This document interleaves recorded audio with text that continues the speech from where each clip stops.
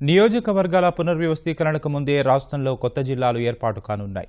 ఎన్నికల్లో ఇచ్చిన హామీకి అనుగుణంగా పాలనా సౌలభ్యం కోసం వీలైనంత త్వరగా కొత్త జిల్లాలు ఏర్పాటు చేయాలని భావిస్తున్న సర్కారు రాష్ట్ర అవతరణ దినోత్సవం రోజుకు ముసాయిదా విడుదల చేసి నెల రోజుల అభ్యంతరాలు స్వీకరించాలని నిర్ణయించింది. స్వాతంత్ర్య దినోత్సవం నుంచి కొత్త జిల్లాలో కేంద్రాలు చేపట్టాలన్న ఆలోచనతో చర్యలు ముమ్మరం చేసింది.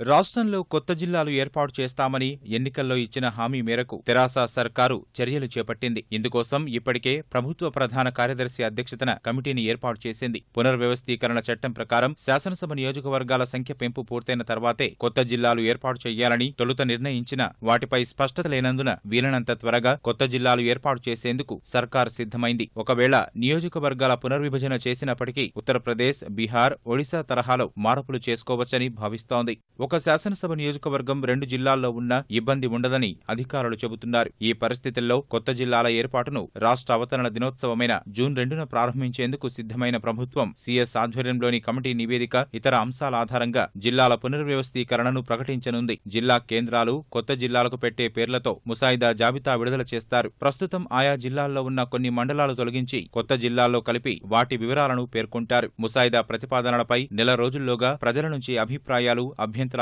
స్వీకరిస్తారు. జిల్లా స్థాయిలో సమావేశాలు కూడా నిర్వహించిన తర్వాత అధికారికంగా కొత్త జిల్లాలను ఖరారు చేస్తారు. ఆయా జిల్లాలకు కలెక్టర్లు, సంయుక్త కలెక్టర్లు, రెవెన్యూ అధికారులు, ఎస్పీలను నియమించడం సహా అందుబాటులో ఉన్న భవనాలను వినియోగిస్తారు. తాత్కాలికంగా సిబ్బందిని సర్దుబాటు చేసి దసరా నాటికి పూర్తిస్థాయి పరిపాలన సాగేలా ఏర్పాట్లు చేయనున్నారు. కొత్త జిల్లాల ఏర్పాటుతో కేంద్రం నుంచి అదనంగా ఐఏఎస్, ఐపీఎస్ పోస్టులు మంజూరవుతాయి. కొత్త అధికారులు వచ్చే వరకు ప్రస్తుతం ఉన్నవారిని సర్దుబాటు చేస్తారు. మొత్తంగా 15 కొత్త జిల్లాలు ఏర్పాటయ్యే అవకాశం ఉన్నందున 3000 కొత్త పోస్టులు అవసరమవుతాయని అంచనా ఉండగా జిల్లాల ప్రకటనలతోనే ఉద్యోగాల భర్తీ చేపట్టే అవకాశాలున్నాయి.